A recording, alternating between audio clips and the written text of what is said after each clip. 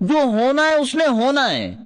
جو پیٹرن نظر آ رہا ہے گزشتہ 30 سال کا وہ یہ بتا رہا ہے بہت کچھ ہونے والا ہے. صرف یہ سوچیے گا میں نے اور آپ نے کیا کرنا ہے, ہمارے اور آپ کا کردار کیا ہوگا. یہ ایک تبدیلی کی سمجھا رہے ہیں اور اس تبدیلی کو ہم ان قرآن کریم کی آیات کے نتیجے میں ایک قانون کے طور پہ سمجھ رہے ہیں. صرف صاحب بصیرت کچھ لوگ ہوتے ہیں جو اس موقع پر سمجھ پاتے ہیں. ہم بھی صرف اگر ہمیں سمجھ میں آ رہا ہے تو سمجھ میں آ رہا ہے, دیکھ نہیں پا رہے ہیں. کچھ لوگ ہوتے ہیں جو دیکھ لیتے ہیں اور وہ جان لیتے ہیں کہ یہاں بہت کچھ ہونے والا ہے.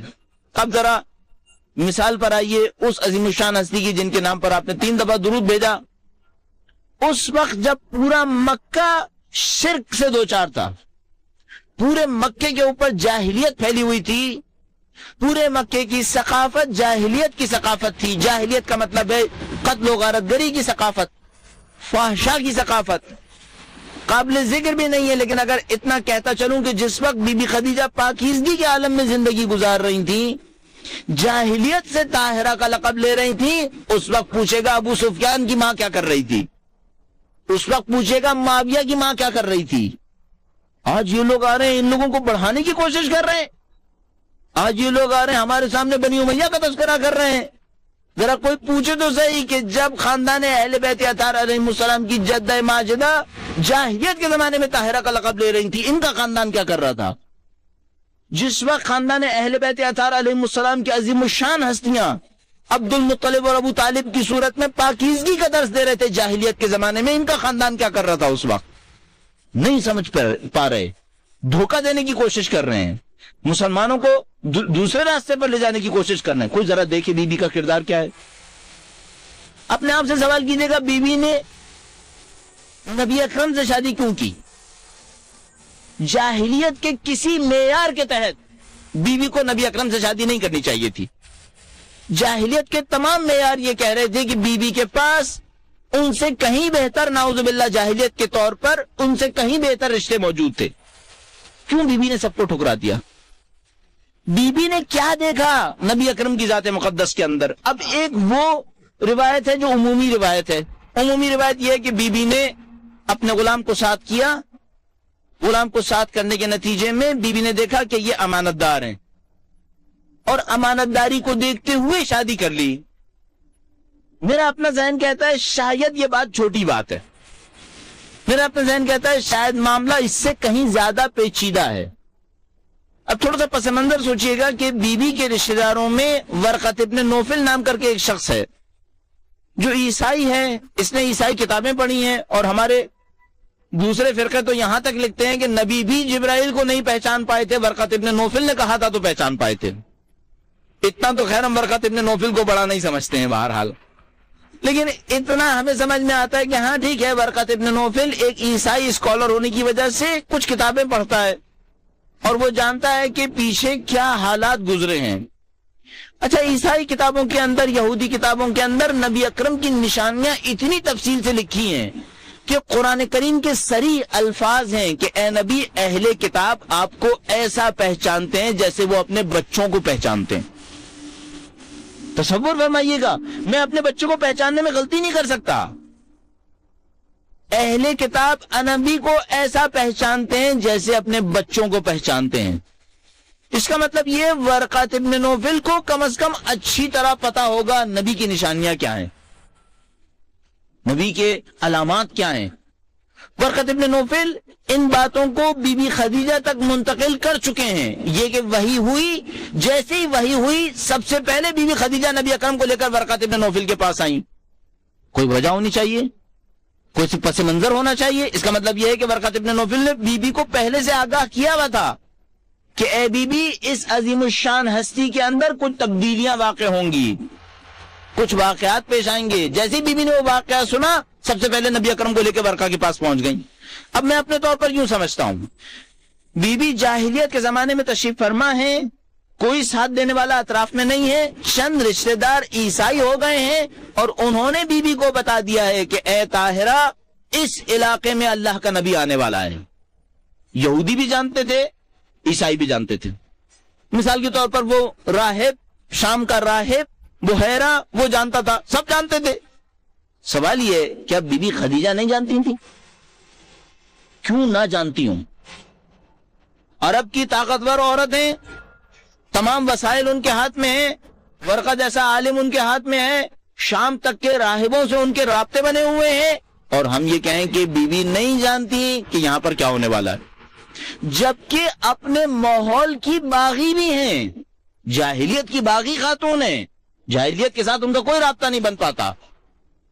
اگر اتنا کچھ ہے تو میرا ذہن یہ کہتا ہے بی بی مختلف طریقوں سے اس بات سے آگاہ ہیں۔ اگر میں اس مانوی پہلو کو چھوڑ دوں کہ پروردگار عالم نے اگر مختلف مواقع پر مختلف خواتین کو مختلف طریقوں سے اللہ کے نبی کے وجود کے بارے میں آگاہ کیا ہے، تو کیوں بی بی خدیجہ کو آگاہ نہ کیا ہو؟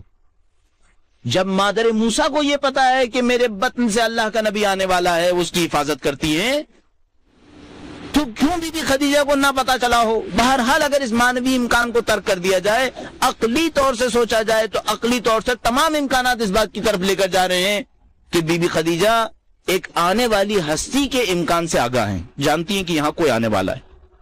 نبی اکرم تشریف لاتے ہیں، بی بی خدیجہ دیکھتی ہیں، نبی اکرم کو کچھ پیسہ دیتی ہیں، کہتی ہیں آپ میرا مال التجارہ لے کر جائیے، اور نبی اکرم کے ساتھ میسرہ کو روانہ کر دیتی ہیں، اپنے ملازم کو۔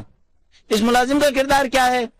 اس ملازم کا کردار یہ ہے کہ آ کر بتائے کہ پروفٹ کس طرح زیادہ ہو گیا، اور بی بی نے جب پروفٹ زیادہ دیکھا تو انہوں نے شادی کر دی؟ ہمارے خیال میں ہرگز ایسا نہیں ہے۔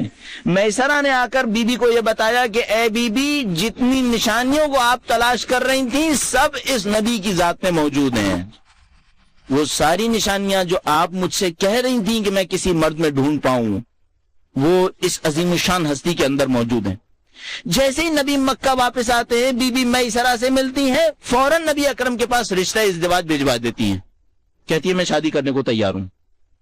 عرب حیران رہ جاتے ہیں کہ یہ خدیجہ نے کیسا فیصلہ کر لیا، اب تک تو کبھی شادی کرنے پر راضی نہیں ہو رہی تھیں، اور اب راضی ہوئیں، اور راضی بھی ہوئیں تو کس کے ساتھ؟ جو بظاہر یتیم ہے، جس کا معاشرے کے اندر کوئی اسٹیٹس نہیں ہے، اور جس کی طرف کوئی توجہ نہیں جا رہی۔ اب یہ تمام چیزیں کیا ہیں؟ بی بی ایک نبی کے وجود کی اہمیت کو سمجھ رہی ہیں، اس وجود کو اپنی طاقت سے حفاظت دینا چاہتی ہیں۔ لہذا قرآن کریم ارشاد فرماتا ہے کہ اے نبی، آپ عائل تھے، ہم نے آپ کو بے نیاز کر دیا، آپ سختی میں تھے، ہم نے آپ کو بے نیاز کیا۔ یہ بے نیاز کس کے وجود سے کیا؟ بی بی خدیجہ طاہرہ سلام اللہ علیہا کے وجود سے۔ درود بھیجیں محمد و آل محمد صلی اللہ علیہ وسلم۔ بس بی بی کا یہ عمل فضیلتوں سے عشق ہے کہ انہوں نے فضیلتوں کو نبی اکرم کے اندر دیکھا، اور ان فضیلتوں کے اوپر سر تسلیم خم کر دیا، نبی اکرم کے وجود مقدس پر ہر طرح سے اپنے آپ کو نثار کر دیا۔ اور جب اعلان نبوت ہوا تو بی بی وہ پہلی خاتون اور در حقیقت پہلی فرد جس نے نبی اکرم کے وجود مقدس کو تسلیم کیا، ان کے وجود پر ایمان لائیں، اس وجود پر جو میرے خیال میں بہت پہلے پہچان چکا تھا کہ یہ اللہ کے نبی ہیں، اور آخر وقت تک پائیداری دکھاتی رہیں، آخر وقت تک استقامت دکھاتی رہیں۔ نبی اکرم نے اپنی اس زوجہ کا بڑے عجیب طریقے سے خیال رکھا ہے۔ واقعات موجود ہیں، اہل سنت کی کتب کے اندر بھی ہیں کہ کسی موقع پر نبی اکرم بی بی خدیجہ کو یاد کرتے ہوئے گریہ فرما رہے تھے، آنکھوں سے آنسو جاری ہو گئے، تو اس بی بی نے کہا کہ آپ کیوں، نعوذ باللہ، بی بی خدیجہ کی شان میں کہا کہ اس بوڑھی عورت کو یاد کرتے ہیں جبکہ اللہ نے آپ کو اور دوسری بیویوں سے نوازا ہے۔ نبی اکرم نے فوراً رخ کیا اور کہا کہ اے عائشہ، خدیجہ کا ذکر، یعنی میرے الفاظ میں اس طرح سے ترجمہ کر رہا ہوں کہ خدیجہ کا ذکر احترام سے کرو، خدا نے مجھے کوئی زوجہ خدیجہ سے بڑھ کر نہیں دی ہے۔ پھر انہوں نے بی بی خدیجہ کے فضائل کو بیان کیا، کہا انہوں نے اس وقت میرا ساتھ دیا جب کوئی میرا ساتھ دینے والا نہیں تھا، اس وقت اپنے آپ کو نثار کر دیا جب کوئی میرے ساتھ چلنے کے لیے موجود نہیں تھا۔ لہذا روایات ہمارے پاس موجود ہیں کہ کوئی اجنبی مکہ مکرمہ پہنچتا ہے اور خانہ کعبہ کے اندر دیکھتا ہے کہ ایک مرد، ایک خاتون اور ایک جوان سال بچہ ایک خاص طریقے سے خانہ کعبہ کے اندر عبادت کو انجام دے رہے ہیں۔ یہ فضیلت خاندان اہل بیت کو حاصل ہے۔ اس وقت بی بی خدیجہ طاہرہ نے ساتھ دے دیا۔ اب اس نسل کے اوپر توجہ فرمائیے گا۔ جو دوست احباب ہم سے سوال کرتے ہیں کیوں خدا نے سادات کی نسل کو اہمیت دی، کیوں خدا نے اس نسل کو کہیں اور مقام دیا، اس طریقے سے بیان ہوا، ابھی میں خود کیا عرض کروں، صرف اتنا کہوں گا اس نسل کی صرف قربانیوں کو یاد کر لیجئے. آپ بیوی کی قربانیوں کو سوچئے، کبھی اپنے آپ سے سوال کیجئے گا اس نسل کی قربانیاں کتنے سالوں پر ہیں. اگر صرف 3 ہستیاں آتی سادات کے اندر اور صرف ان 3 کی قربانیوں کا خدا کوئی جزا دینا چاہتا تو کائنات چھوٹی پڑ رہی ہے. اگر اس پوری نسل سادات کے اندر ایک بی بی خدیجہ ہو، ایک بی بی سیدہ ہو اور ایک بی بی زینب، بس 3 ہستیاں، اور خدا چاہے کہ اس 3 کا جزا اس کائنات کی صورت میں دے تو واللہ کائنات چھوٹی ہے ان 3 ہستیوں کے سامنے، بہت چھوٹی ہے یہ کائنات. کب بی بی خدیجہ نے ساتھ دیا جب کوئی ساتھ دینے والا نہیں ہے؟ کب بی بی زہرا نے ساتھ دیا علی کا جب حق کے خلافت غصب ہوا ہے؟ کوئی ساتھ دینے والا نہیں ہے. اور روایتیں کہتی ہیں کہ سواری پر سوار ہوئی ایک صحابی کے گھر گئی اور کہا میرے علی کا ساتھ کیوں نہیں دیتے ہو تم؟ اور کیا کوئی عرض کرے بی بی زینب سلام اللہ علیہا کے بارے میں؟ کیسی عجیب نسل ہے یہ. بی بی خدیجہ جس کا سب کچھ قربان، بی بی سیدہ جس کا سب کچھ قربان، بی بی زینب جس کا سب کچھ قربان. کیا کائنات میں کسی دین کے ساتھ ایسی کوئی 3 نسلیں نظر آئیں گی پاکیزہ ہستیوں کی؟ اگر ہم ان باتوں کو یاد کر پائے تب ہمیں سمجھ میں آتا ہے یہ نسل کیسی مبارک نسل ہے. اگر آج بھی آپ بی بی زینب کے روضہ مقدس میں تشریف لے جائیں اور اس کے اندر موجود نورانیت کو احساس کر پائیں تو آپ کو اس میں بی بی خدیجہ کی نورانیت نظر آئے گی، بی بی سیدہ کی نورانیت نظر آئے گی، اور خود بی بی زینب سلام اللہ علیہا کی نورانیت نظر آئے گی. یہ وہ خاندان ہے جو اسلام کی حفاظت کر رہا ہے. کس قیمت پر حفاظت کر رہا ہے؟ بس چند جملے سن لیجئے گا، بس ذرا سا ایک قافلے کو سوچئے گا جس میں ایک جوان آگے آگے جا رہے ہیں، گلے میں طوق ہے، پاؤں میں زنجیریں بندھی ہوئی ہیں، پیچھے ایک معظمہ ایک بغیر اماری کی سواری پر سوار ہے، اپنے بالوں سے اپنے چہرے کو ڈھانپا ہوا ہے، ان کے آگے ایک سر مقدس لینے کے اوپر چل رہا ہے. یہ ہے اسلام میں قربانیوں کا صلہ. اور آپ نے دیکھنا ہے تو ایک جلتے ہوئے دروازے کو دیکھیے گا جو ایک مقدرہ کے اوپر گر رہا ہے، اور وہ مقدرہ فرما رہی ہے اے اسماء مجھے تھام لے. یہ ہے قربانی دینے والی نسل. اور اگر کسی کو بی بی خدیجہ کو دیکھنا ہے تو اس تمام نسل میں آنے والے شہداء کو دیکھ لے، اس تمام نسل میں آنے والے سادات کی قربانیوں کو دیکھ لے. وَسَيَعْلَمُ الَّذِينَ ظَلَمُوا أَيَّ مُنْقَلَبٍ يَنْقَلِبُونَ. اے پاک پروردگار تجھے واسطہ محمد و آل محمد کا اس قلیل سی عبادت کو قبول فرما. اے پاک پروردگار تجھے واسطہ محمد و آل محمد کا ان کی نورانیت سے ہمارے قلوب کو منور فرما. اے پاک پروردگار تجھے واسطہ محمد و آل محمد کا ہم جس قوم قبیلے نسل سے ہوں ہم تمام کو خاندان اہل بیت کی راہ پر چلنے کی توفیق عنایت فرما. اے پاک پروردگار تجھے واسطہ محمد و آل محمد کا ہم حقیر جانوں کو اے پاک پروردگار ان کی راہ میں شہادت عنایت فرما. اے پاک پروردگار نسلاً بعد نسل قیامت تک ہماری تمام نسلوں کو اہل بیت کے اوان و انصار میں قرار فرما.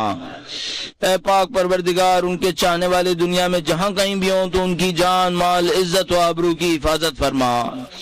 اے پاک پروردگار تجھے واسطہ محمد و آل محمد کا اہل بیت سے منسوب جو مقامات مقدسہ ہے پاک پروردگار بلخص ان مقامات مقدسہ کی جو عراق میں ہیں تحفظ فرما.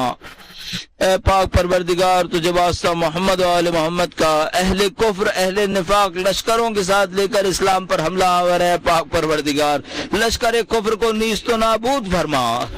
اے پاک پروردگار لشکر اسلام کو عزت فتح کامرانی نصیب فرما. اے پاک پروردگار اہل بیت کے چاہنے والوں میں جو بیمار ہیں بے روزگار ہیں مشکلات میں ہیں بلخص وہ مومنین جن کے اسامی مسلسل ہمارے سامنے بیماروں کی فہرست میں موجود ہیں: زہرا، نرجس، سجاد، علی رضا، رباب بھائی، امیر علی، رجب علی خیمجی، اے پاک پروردگار تجھے واسطہ محمد و آل محمد کا بحق بیمار کربلا شفا عاجل و کامل نصیب فرما۔ اے پاک پروردگار جو لوگ خوشیوں کے متمنی ہیں، پاک پروردگار بحق محمد و آل محمد انہیں جلد از جلد خوشیوں سے ہمکنار فرما۔ اے پاک پروردگار تجھے واسطہ محمد و آل محمد کا سید و سردار مولا اور آقا امام آخر الزمان کے ظہور میں تعجیل فرما۔ صل على محمد وعلى